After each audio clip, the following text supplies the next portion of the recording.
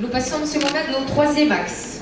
نمر الآن إلى المحور الثالث في برنامج هذه المناظرة، والأمر يتعلق بمحور الابتكار.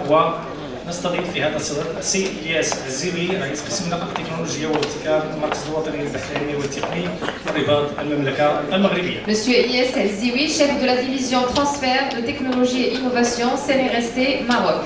ارتباطا كذلك بهذا المحور نستضيف بالمنصة كل من السادة الدكتور مصطفى زين الدين. Dr Mustafa Zindine, directeur de l'ingénierie des matériaux et directeur du centre de recherche et de technologie d'Active Connection Systems France. دكتورة بشرى بوقتا. Dr Bouchra Boukata, présidente du groupe thématique STEM de l'American Competencies Network, chercheur principal en apprentissage automatique et en intelligence artificielle. دكتور رشيد يزامي. Dr Rachid Yezami, ingénieur, inventeur et directeur fondateur et directeur technique à KVI Holdings Singapour. الأستاذ عبد المجيد العراقي. Monsieur Abdelmajid Ayraqi, membre de la CGEM, auteur de plusieurs articles sur l'innovation, le transfert de technologie et le partenariat entreprise-université. ثم الدكتور جمال شوقي. Dr Jamal Chaoukri, professeur titulaire à l'Université Polytechnique Mohamed VI Maroc et à Polytechnique Montréal, Canada. إذن كلمة لكم الأستاذ إلياس عزاوي. النقاش الذي دار خلال اللقاءات الافتراضية ثم خلاصات التوصيات التي انتهى إليها المشاركون. السلام عليكم سيد الوزير، السادة رؤساء الجامعات، السيدة المديرة، السادة الحضور الكريم. Alors, je vais faire le reporting des résultats du troisième axe qui est sur l'innovation. Et on va s'accorder sur une chose, c'est qu'il y a plusieurs définitions de l'innovation. Mais toutes les définitions s'accordent sur une chose, c'est l'exploitation réussie d'une idée nouvelle dans un marché. Et qu'est-ce qui va ramener l'idée nouvelle au marché? C'est l'entrepreneur. Et on va voir, je vais m'attarder un petit peu sur ce slide et après ça va se dérouler très vite. Alors ce slide prend des indicateurs clés par rapport à l'innovation. Donc il y a des structures, on a besoin de structures pour accompagner l'innovation. L'entrepreneur, l'idée innovante, elle a besoin d'une structure. On a 6 cités de d'innovation, à peu près plus ou moins 20 incubateurs. Alors les brevets déposés par l'université, les derniers chiffres qui sont disponibles, c'est 156 pour 2021, soit 61% des dépôts d'origine marocaine. Bien sûr, quand vous voyez ce chiffre, bon, qu'est-ce que ça veut dire? Il faut l'interpréter. C'est un bond extraordinaire qui a été fait les 10 dernières années par les universités marocaines. Avant, ce n'était pas ça, ce n'était pas 61%. Et actuellement, on dépose beaucoup plus de brevets. Et puis, il y a eu récemment, depuis 2017-2018, plusieurs fonds d'amorçage pour financer les startups innovantes. Et jusqu'à aujourd'hui, on est à 111 millions de dirhams investis dans les entreprises en phase de démarrage d'amorçage, qu'on appelle Pre-Seed and Seed Capital. Et le Maroc, dans le Global Innovation Index Report, est classé 67e. Mais qu'est-ce que ça veut dire 67e? Est-ce que c'est bon? Est-ce que c'est mauvais? 67e, nous étions dans 75-76 vers 2016-2017, donc on a progressé. Mais dans le groupe des pays auquel on appartient, ce qu'on appelle les groupes à revenus intermédiaires inférieurs, il y en a 32. On trouve l'Égypte, on trouve le Nigeria, on trouve l'Ukraine. Dans ce groupe de 32 pays, on est classé 6e. Donc on est considéré par le Global Innovation Index par rapport, comme on dit en anglais, punching above our weight. On est plutôt performant parce que par rapport à ce qui est investi et disponible, le output technologique et de créativité, on est dans la catégorie plutôt classée 6e, ce qui est bon. Maintenant, cet indicateur, il regroupe 80 indicateurs. Et qu'est-ce qu'il y a à retenir en fait? On est bon dans le output technologique, dans les publications, les brevets, etc. On a fait un progrès extraordinaire. Mais on n'est pas bon, et là je reviens à l'entrepreneur. Dans la catégorie des indicateurs, il y a ce qu'on appelle business sophistication. Qu'est-ce que ça veut dire? Ça veut dire, est-ce qu'on a suffisamment de business qui crée de l'emploi à forte intensité de connaissances, qui investit dans la R&D, qui collabore avec l'université. Et dans ce facteur-là, on est classé 94e. Pourquoi je dis ça? Parce que l'innovation, comme on a dit, c'est l'exploitation réussie d'une idée nouvelle dans un marché. Et donc, Il ne suffit pas seulement de financer la recherche, mais il faut de l'autre côté qu'il y ait quelqu'un qui va recevoir ces résultats pour les investir, pour créer des produits commercialisables. Alors, bien sûr, il y a une enquête à laquelle les compétences de la diaspora ont participé. C'est une première, en fait, ce premier slide, il parle de performance, la perception, on peut dire, de performance de l'écosystème de l'innovation marocain. Et donc, 43% ont considéré que c'est moyen, 25% faible, 32% c'est fort.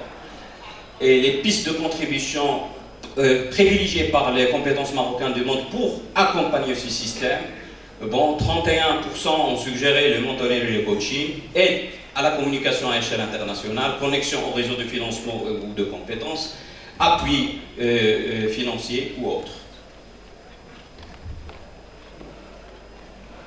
Toujours par rapport aux résultats de l'enquête, donc les principales difficultés dont fait face l'écosystème selon l'enquête, un cadre réglementaire non favorable, contexte socio-économique peu favorable, faible ressources financières, faible encadrement et coaching, manque de structure d'accélération, d'accompagnement, insuffisance de transfert de technologie.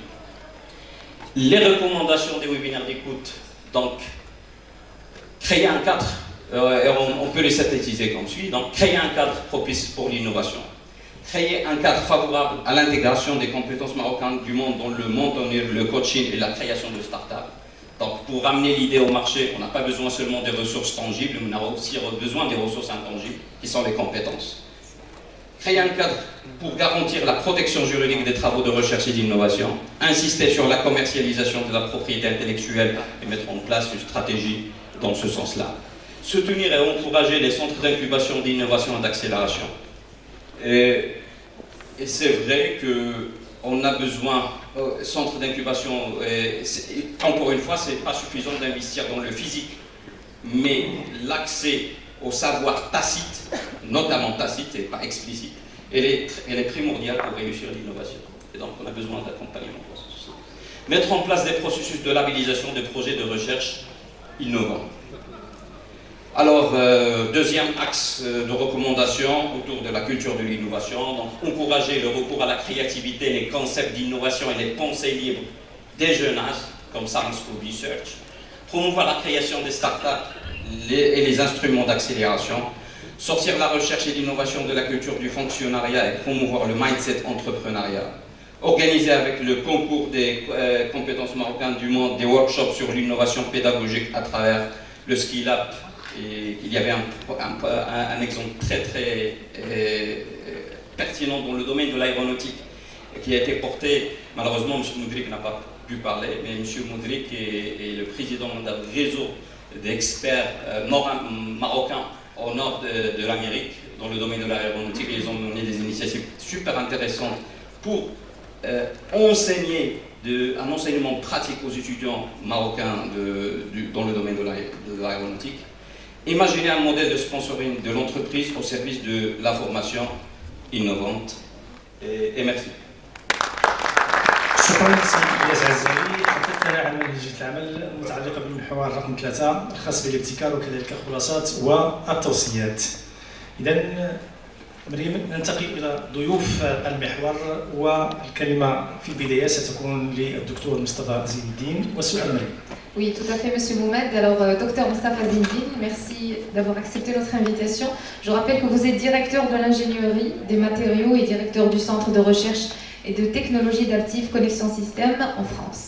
Alors, Dr Zindine, vu votre expérience dans la gestion de la recherche et développement industriel des sociétés multinationales, quelles sont, selon vous, les stratégies à mettre en œuvre au niveau des universités marocaines pour attirer la recherche et développement des multinationales au Maroc?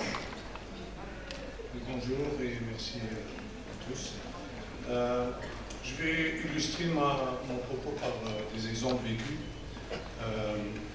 J'ai travaillé dans une entreprise qui appartenait à Framatome, qui était au bord de la crise dans le domaine de la connectique, parce que Framatome ne finançait plus de la R&D, et qui a été acheté par un fonds d'investissement américain.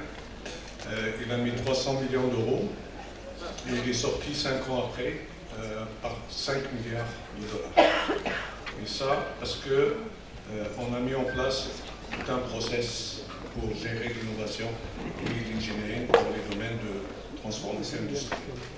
Deuxième exemple, je travaille jusqu'à tout récemment avec l'entreprise Aptiv, anciennement Delphi, qui a été aussi au bout de la crise en 2008 par General Motors et qui a déposé le bilan et ça a été sauvé par Obama et on a mis en place tout un process également d'innovation pour lesquels le management et l'organisation est directement impliqué.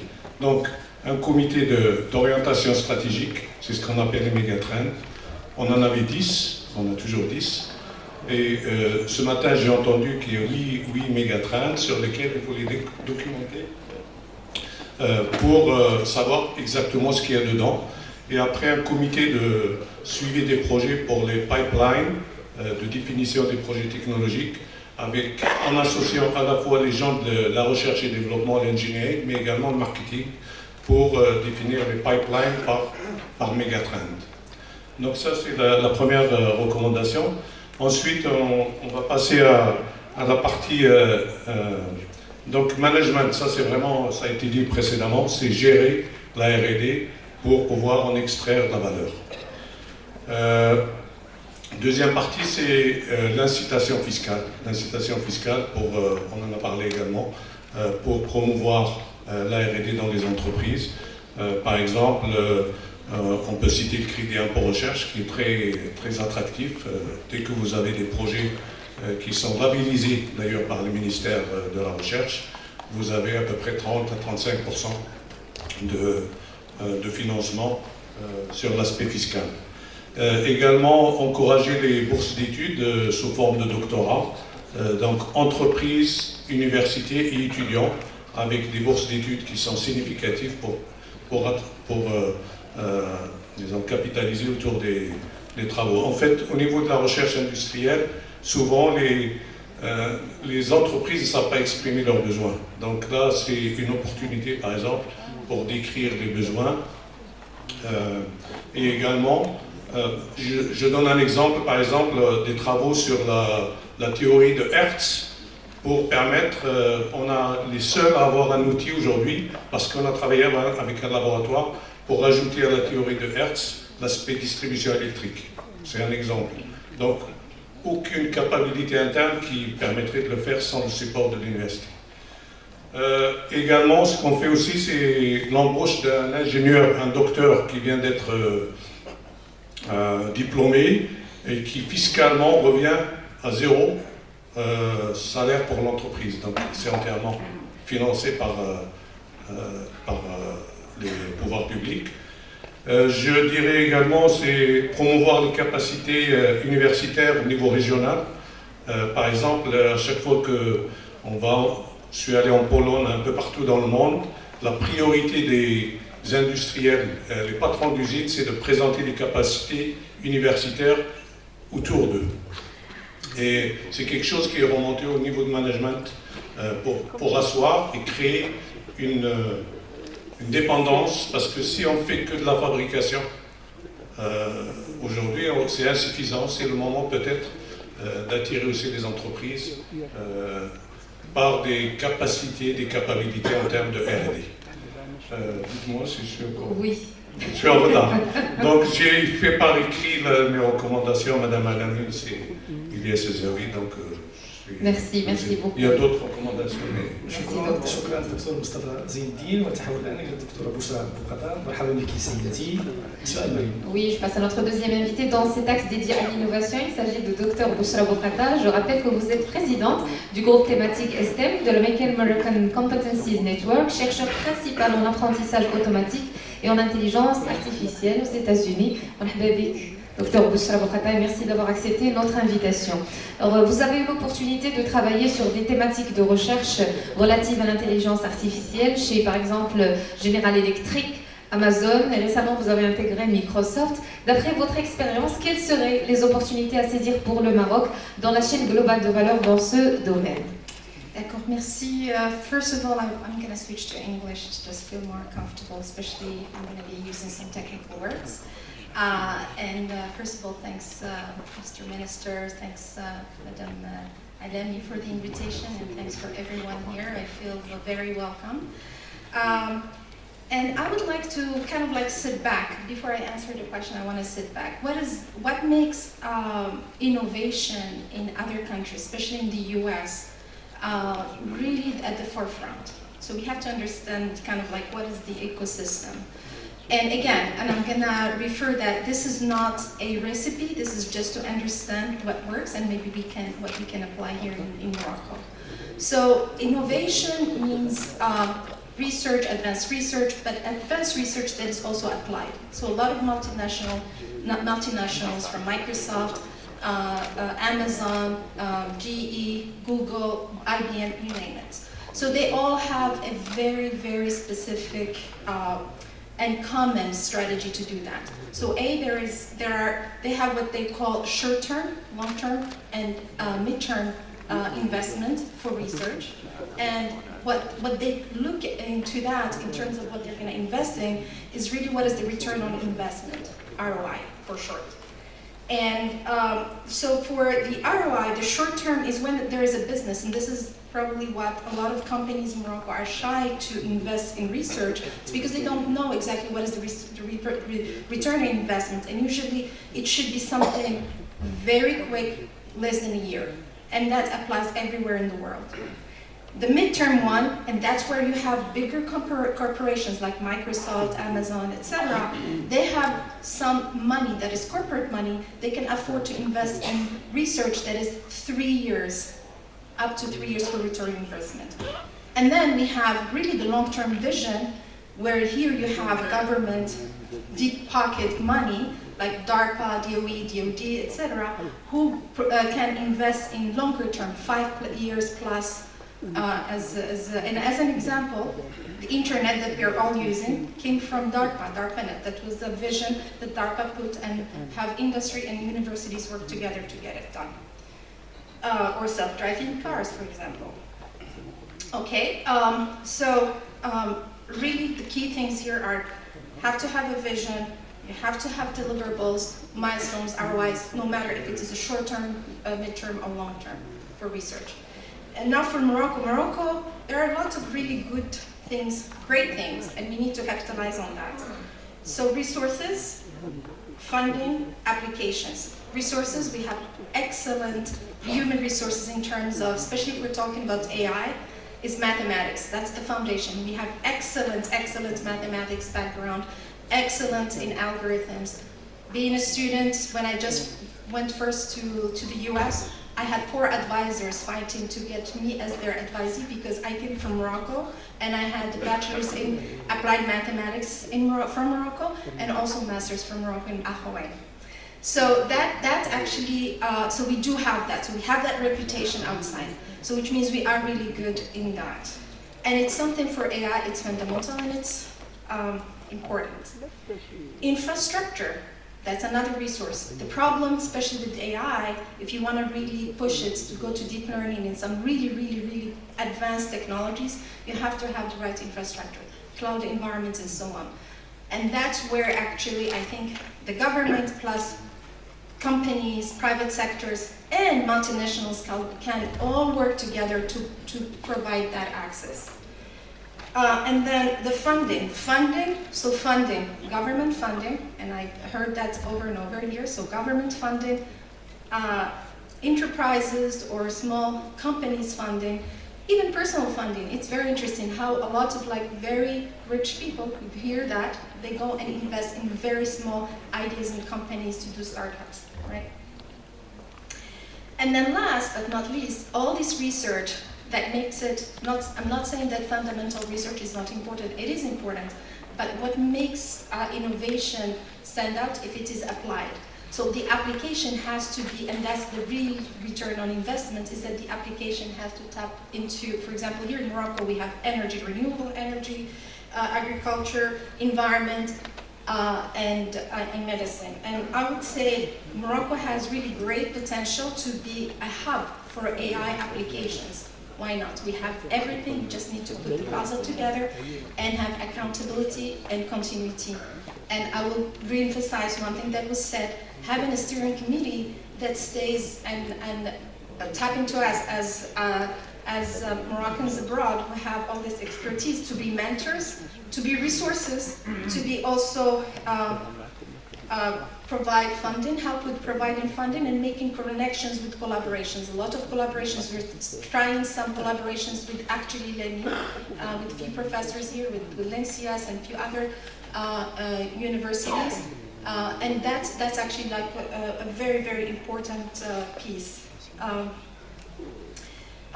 I think with that, let me see, there's one more thing which is very important. It's how do we bring actually the universities closer to the industry and the industry closer to the universities. There's one piece that's missing. I think Mr. Elias, he beautifully said that there has to be some kind of incubation. All research will not always lead to something that is useful, and we need to incubate them and we need to allow them to grow. If you don't incubate, and I have witnessed this over and over, even in the US it happens. Leadership, when they put money, they want to see return on investment. If it's not 1 year, it's gone. It's killed. So if it's research that we know it's not going to have return on investment within 1 year, which is most research will not, so you need to have that incubation phase, and maybe why not incubations within the universities. That's actually the best, safest haven. And I'm looking at all the university professors and presidents actually to start having that incubation mentality.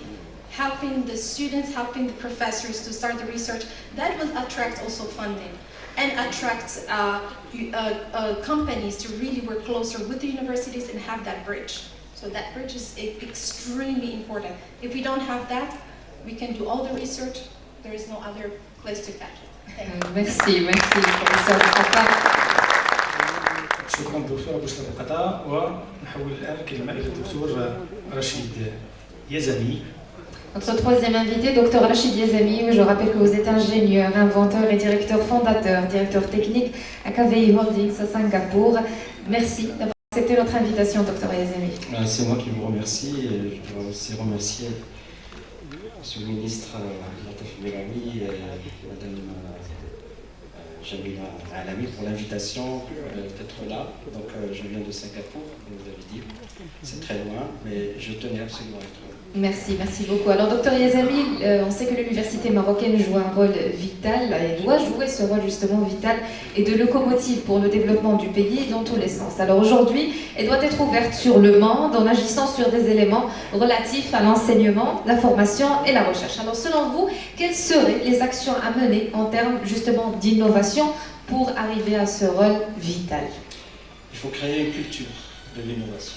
Donc il y a tout un cheminement depuis disons, les écoles primaires, les collèges, les lycées, les universités, jusqu'à la recherche scientifique, etc. Donc tout un ensemble de choses qui sont cohérentes et qui font que finalement quelqu'un peut se passionner pour la recherche. Pas nécessairement scientifique, ça peut être d'autres domaines de l'innovation. L'administration doit innover aussi. Il n'y a pas que la recherche scientifique, bien entendu. Si vous voulez, un petit rappel, enfin, juste personnel par rapport à mon parcours. Donc, moi, je suis le résultat de l'enseignement public marocain et français. Donc, j'ai commencé mes études à Fès, dans le Madaris Tidaïa, puis le collège, le Chid, le lycée d'Idriss, الآخر. ودوزت عام في الجامعة محمد الخامس في الرباط في عام 1971-72. Si je n'avais pas passé cette année-là à Rabat, je ne serais pas devant vous aujourd'hui. Après cette année, je suis allé faire des classes préparatoires en France qui m'ont permis justement d'entrer dans les écoles d'ingénieurs. Et grâce à cette année-là, j'étais toujours très à l'aise en mathématiques, en physique-chimie. À l'époque, donc je ne sais pas quelle est la situation aujourd'hui, l'enseignement des sciences, en particulier les mathématiques et la physique, était d'un très haut niveau. C'était excellent. J'espère que ça continue comme ça, mais c'est vrai qu'il y avait de la passion. Voilà. Et à propos de passion, personnellement, j'en ai deux. Une première, la passion pour mon pays, le Maroc, que j'aime. Et la deuxième passion, la passion pour la science. C'est des moteurs qui ont jalonné tout mon parcours scientifique jusqu'à aujourd'hui. Alors, l'innovation, en fait, ça commence par un sens de l'observation. Et dire pourquoi les choses sont comme ça. Pourquoi cette cuillère, elle a cette forme-là? Est-ce qu'on ne peut pas inventer une cuillère différente? Ça ne vient pas à l'esprit aux gens. Et c'est à partir du moment où on se pose des petites questions par rapport aux choses ordinaires qu'on voit tous les jours, que des fois on a des idées qui peuvent être des idées qui perturbent le parcours. Les gens me connaissent par rapport à l'invention, à la co-invention, je ne suis pas seul, de la batterie qui est dans votre téléphone portable. Et c'est venu d'un incident. Un jour, je faisais un travail pratique dans un laboratoire de l'école d'électrochimie où un professeur m'avait engueulé, vraiment, parce que je voulais recharger une pile qui n'est pas rechargeable. Et je lui ai dit, expliquez-moi pourquoi elle ne se recharge pas. Il m'a dit, ça ne se recharge pas, vous n'avez pas, vous allez mettre le feu au laboratoire. Et cette idée-là a trotté dans ma tête jusqu'au jour où je me suis dit, tiens, il y a des batteries au lithium, il y a des piles au lithium dans les années 70 qui existaient, mais on ne pouvait pas les recharger. Et il fallait trouver la raison pour laquelle, et à partir de ça, on finit, avec un peu de chance, avec un peu de travail, à trouver une solution. Voilà. Et donc, aujourd'hui, je suis fier de me considérer personnellement comme un chercheur sans frontières. Je reviens souvent au Maroc, mais j'ai vécu en France, au Japon, aux États-Unis, à Singapour. Récemment, j'ai été nommé professeur distingué à l'université Nazarbayev au Kazakhstan. Donc, je voyage. Et en Inde aussi, donc j'ai beaucoup de relations avec l'Inde. Donc, j'adore. Si vous voulez voyager et transmettre le savoir, et je le fais bien sûr au Maroc, prioritairement. Donc, ce qui se passe actuellement, me concernant, dans le domaine de l'énergie, c'est cette transformation industrielle qui va mener des voitures qu'on a utilisées depuis très longtemps, thermiques, aux voitures électriques. D'accord ? Et nécessairement, dans ces voitures électriques, la batterie joue un rôle central. Et je me suis rendu compte que dans les écoles d'ingénieurs marocaines, il n'y a pas de formation dans les batteries spécifiques. Donc j'ai eu l'idée, avec l'appui du professeur Mohamed Helou, qui est président de l'université privée de Fès, de créer un centre d'excellence sur les batteries au Maroc. D'accord ? Et c'est en cours. Donc, le professeur Helou, il a fait le nécessaire, c'est-à-dire qu'il a emprunté de l'argent, il a bâti le laboratoire, plus d'autres choses.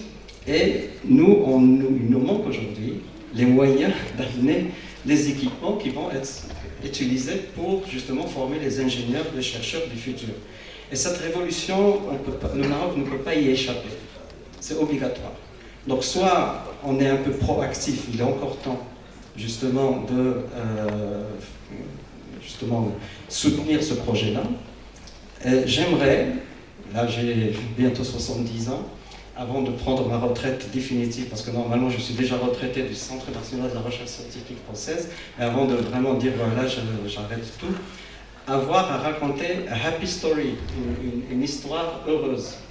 Dire ben voilà, un Marocain qui est parti, qui est revenu, il a fait quelque chose qui sert la jeunesse, l'avenir, etc., dans un domaine qui est très porteur. Et je peux vous dire, dans le domaine des batteries au lithium, c'est une mine d'or aujourd'hui pour la recherche scientifique et pour l'innovation. Et je suis là pour justement servir, orienter, conseiller, éventuellement diriger. Voilà, je suis président du conseil scientifique de l'université privée de Fès.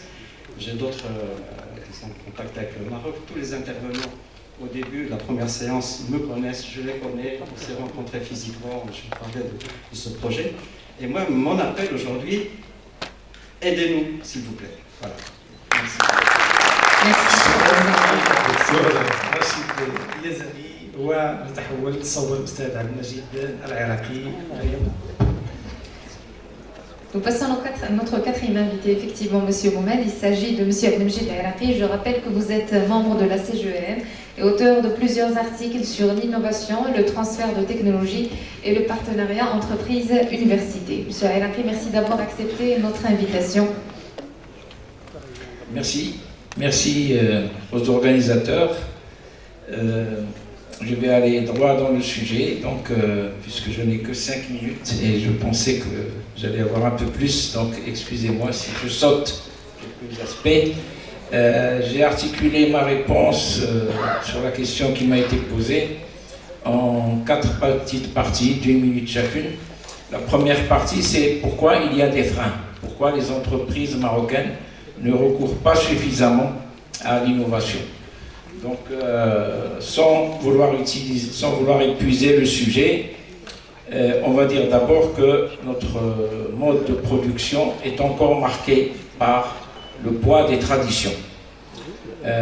Nos usines ont encore une organisation traditionnelle du type manufacture qui a été décrite à la fin du 19e siècle, et les plus modernes se disent des entreprises tayloriennes, c'est-à-dire les années 20-30. Notre tissu industriel est également marqué par la prééminence de la PME, et comme vous le savez, au Maroc, les PME sont très sous-capitalisées et ne peuvent donc pas se permettre un investissement en innovation. Un autre frein que nous avons, qui est à la fois un avantage dans un certain sens, mais un inconvénient lorsqu'on parle d'innovation, c'est que notre main-d'œuvre n'est pas chère. Donc, comme la main-d'œuvre n'est pas chère, donc on recourt à des technologies et à des processus, surtout labor intensive, comme on dit, c'est-à-dire consommatrices de main-d'œuvre et peu consommatrices de technologie. Donc, un avantage pour les uns, peut-être également un inconvénient pour les autres. L'autre contrainte que vivent les entreprises, c'est que notre économie est basée essentiellement sur le secteur primaire, donc l'agriculture, la pêche, la mine, etc. Le secteur des services, avec une prééminence des services traditionnels, et le secteur secondaire, nous utilisons surtout donc la chimie lourde et la sous-traitance. Donc tout cela amène à une économie peu diversifiée et en même temps une économie où il y a peu de sophistication et peu de complexité, ce qu'on appelle la complexité, c'est-à-dire une économie basée sur une production assez rudimentaire avec une seule matière première, un seul produit en général. Un autre frein que vivent les entreprises, c'est la comparaison coût-rentabilité. L'innovation a quand même un coût et la rentabilité n'est pas toujours évidente, sauf bien sûr dans certains cas, mais je parle en général. Et le dernier frein que j'ai pu recenser dans le peu de temps qui m'a été donné pour préparer cette intervention, c'est qu'il y a une absence de maîtrise des outils et des méthodologies donc, pour conduire l'innovation. Les entreprises marocaines ne connaissent pas ces outils, c'est des outils très complexes. Comment conduire un projet d'innovation. Donc c'est des choses que même dans les universités, il y a encore très peu d'universités chez nous qui enseignent cette discipline. Donc que dire de l'entreprise? Donc ça c'était pour répondre à la première question, c'est comprendre les freins. Maintenant, que faire? Qu'est-ce qu'il faut faire? On a identifié les freins. Qu'est-ce qu'il faut faire et comment associer nos compétences marocaines à l'étranger? Je pense qu'il y a d'abord un premier travail qui est d'identifier l'offre et la demande. Donc, on a besoin donc, de connaître nos compétences. On a parlé de base de données, on a parlé de networking, on a parlé de data, donc je ne reviendrai pas dessus. Mais il faut aussi identifier les besoins, la demande. C'est-à-dire qu'il faut faire une cartographie des besoins. De quoi a-t-on besoin? De quoi a besoin l'entreprise marocaine et l'administration marocaine? Parce que je voudrais également parler de l'administration marocaine comme utilisateur d'innovation. Donc ça, c'est très important de faire ce travail d'identification. Et il faut également associer les associations professionnelles. La présence de la CGM aujourd'hui est un exemple, mais il faut peut-être renforcer numériquement et qualitativement et surtout le côté régional. Et il faudrait également faire connaître des success stories. À part le professeur Liezami, je connais très peu de success stories de compétences marocaines qui ont bien réussi. C'est peut-être un problème d'information. Donc voilà le problème, la question de l'identification. Maintenant, comment agir? Quelle stratégie? Je pense que les axes seront définis puisqu'on a fait un travail de cartographie. Mais je voudrais avoir une approche transversale avec vous, puisque j'ai la chance et la malchance de ne pas être ingénieur. Donc je vais parler de ce qui n'est pas hard. Je vais parler du côté management. Je crois qu'il y a un problème de management très, très important qui bloque encore et qui est en même temps une opportunité pour les compétences marocaines. Si je prends, je n'ai pas le chiffre exact, mais si on ajoute ce que dépense le Maroc en transfert, en royalties, en brevets, en logiciels, en assistance technique, en conseil, en redevances, en études, en ingénierie, plus tous les dons qui viennent de l'Union européenne, France, Belgique, Allemagne, Canada, etc., on va trouver des dizaines, peut-être plus de milliards de dirhams. Donc, sur ces dizaines de milliards de dirhams, je pense qu'il y a une partie qu'on peut réserver à nos compétences qui se trouvent à l'étranger et qui peuvent donc soulager à la fois la balance des paiements et en même temps nous apporter un grand apport à notre économie. Merci Monsieur Laïraqi, merci pour votre intervention.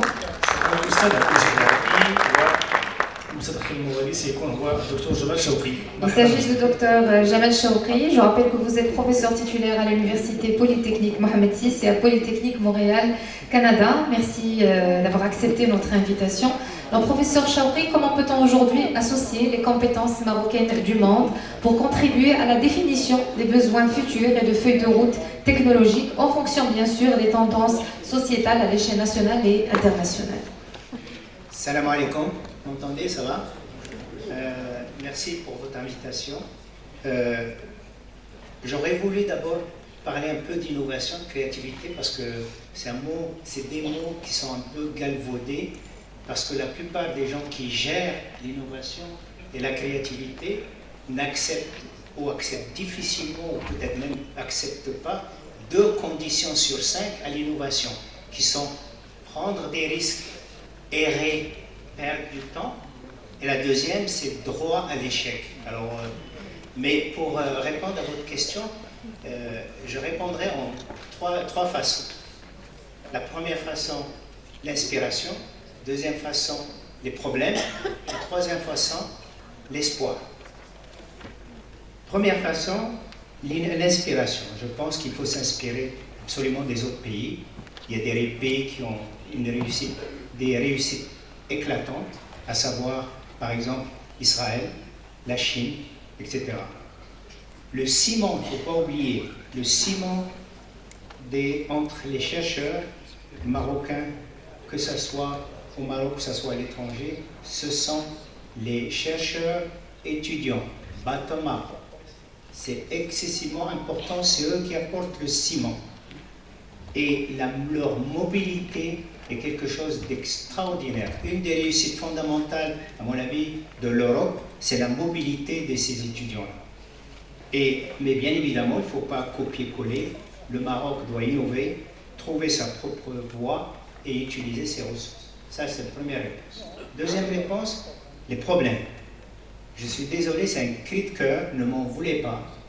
Je vais vous parler des problèmes, au-delà des problèmes qui ont déjà été spécifiés, de 3 types de problèmes que j'ai vécu, parce que ça fait 40 ans, moi aussi je suis un prof du monde.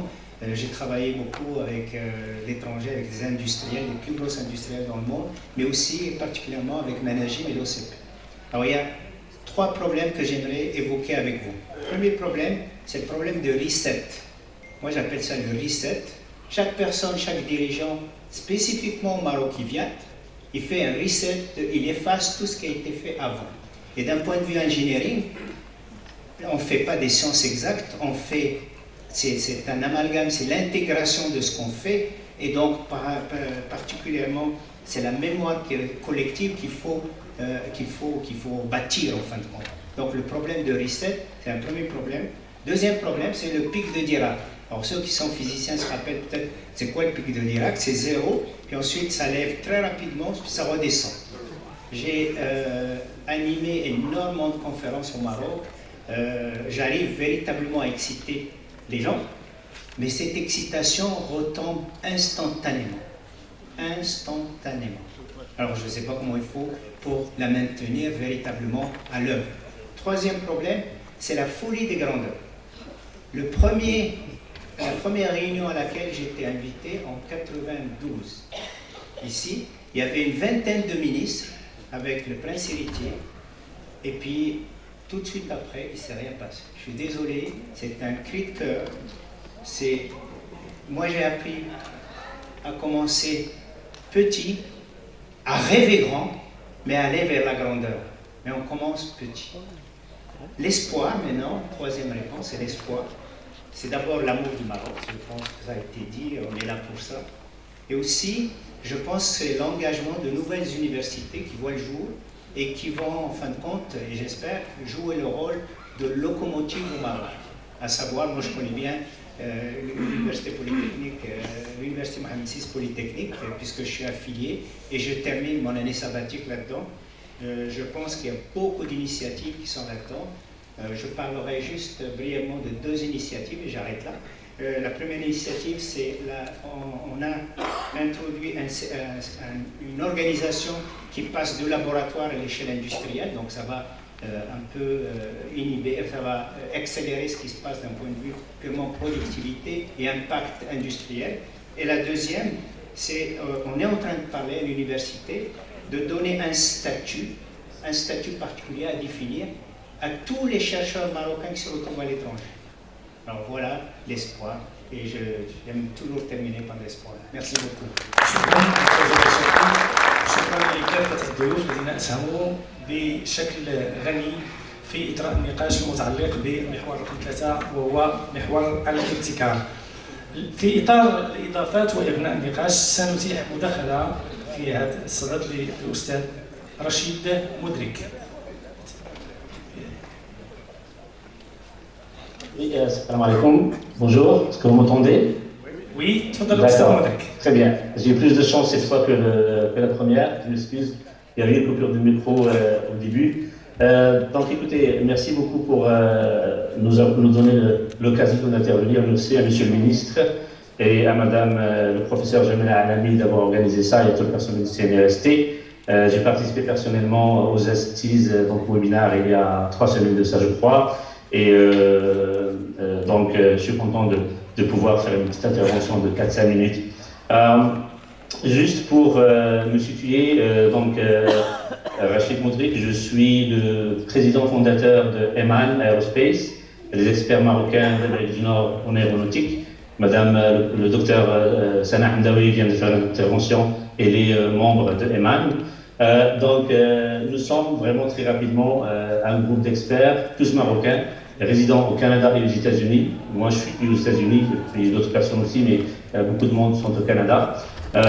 Nous sommes spécialisés tous en aéronautique et nous sommes essentiellement des industriels, c'est-à-dire des gens qui ont plusieurs années d'expérience dans l'industrie aéronautique. Nous avons parmi nous quelques professeurs-chercheurs.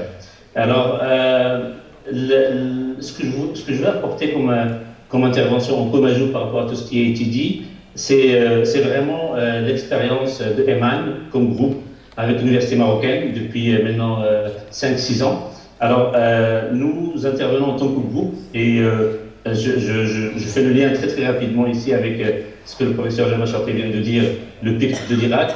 Effectivement, nous, pour éviter le pic de Dirac, ce qu'on a mis en place avec certaines universités, notamment l'université Mohamed Ben Abdallah et l'ENSAM de Rabat pour le moment, c'est vraiment d'allonger cet effet-là et quand on vient faire une intervention, de continuer à travailler avec les gens pendant toute l'année et faire des projets en parallèle, en même temps pendant toute l'année. Alors, ce que j'aimerais apporter, c'est que EMAN est vraiment un groupe d'experts pratiques qui ramène l'expérience pratique des industries et qui essaie de faire le lien justement avec l'université, surtout au niveau des écoles d'ingénieurs des sciences et techniques, et l'industrie, donc et les compagnies industrielles.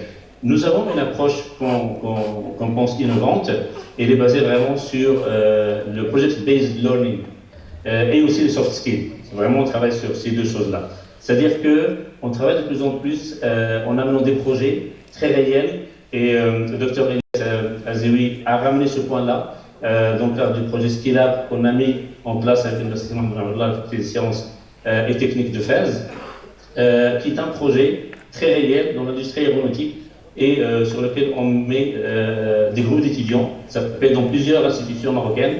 Pour le moment, on travaille déjà avec 2 en parallèle sur ce projet-là. On coach ces gens-là pendant toute l'année et on demande, lorsqu'on vient pendant l'été comme groupe, de présenter ce travail-là, et on a en tête d'organiser même une compétition au niveau national sur des sujets de ce genre-là.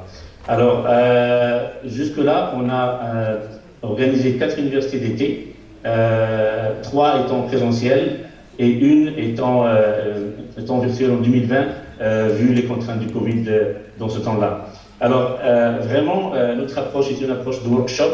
Oui, il y a des conférences, je dirais, d'ordre général, mais on a une approche très pratique, une approche de workshop avec les étudiants et avec les professeurs aussi, pour ramener vraiment l'ensemble de ces intervenants à ramener le côté très très pratique de la formation. Et on milite aussi vraiment pour donner une sorte d'expérience professionnelle initiale à l'étudiant à sa sortie de l'université, à travers ces projets qu'on ramène et sur lesquels les étudiants travaillent en parallèle avec nous et avec les professeurs sur place. Sur le côté soft skills, Mme Hamdaoui a apporté le point. Le management, effectivement, je pense que plusieurs intervenants ont ramené ce point-là, très très important. Il permet vraiment de faire un lien sain, un lien correct entre les ressortissants ou les finissants d'université et l'entreprise. On essaie aussi d'intervenir, on ne l'a pas encore fait, mais c'est dans nos plans de travailler avec l'entreprise elle-même. C'est-à-dire qu'on est prêt à faire des formations continues avec l'entreprise. Évidemment, on sera peut-être en groupe, nous-mêmes, les compétences marocaines à l'étranger de EMAN ou d'autres, et aussi le professeur marocain. Et donc, on se mettra ensemble avec l'entreprise et on viendrait faire des formations très ciblées selon la demande. C'est pour ça qu'effectivement, plusieurs intervenants ont mis l'accent sur l'analyse des besoins, de quoi l'université et l'entreprise marocaine a besoin, et nous, les compétences marocaines, on est en mesure de ramener ça. Dans notre cas, ça serait dans le domaine aéronautique, mais on peut aussi intervenir dans le domaine automobile et dans d'autres, parce que les compétences sont évidemment, comme vous le savez, tous, je dirais, transférables d'un domaine à un autre. Alors, c'est vraiment ça ce que je voulais ajouter comme point. La 5e université d'été qu'on planifie programmer ou faire, ça serait cette année, ça sera à l'université Al-Jumad Saadi à Tétouan, avec qui on a déjà discuté, sur lequel on va commencer déjà les préparatifs, toujours dans le même esprit de ramener l'expérience pratique et les connaissances pour transférer ces connaissances-là au niveau de l'université marocaine. Je vous remercie. شكرا للاستاذ شكرا على هذه الاضافات وشكرا لضيوف المحور الثالث على اطرائهم للنقاش واغنائه بالتجارب وكذلك الافكار كل ذلك في علاقه بالمحور الثالث وهو الابتكار.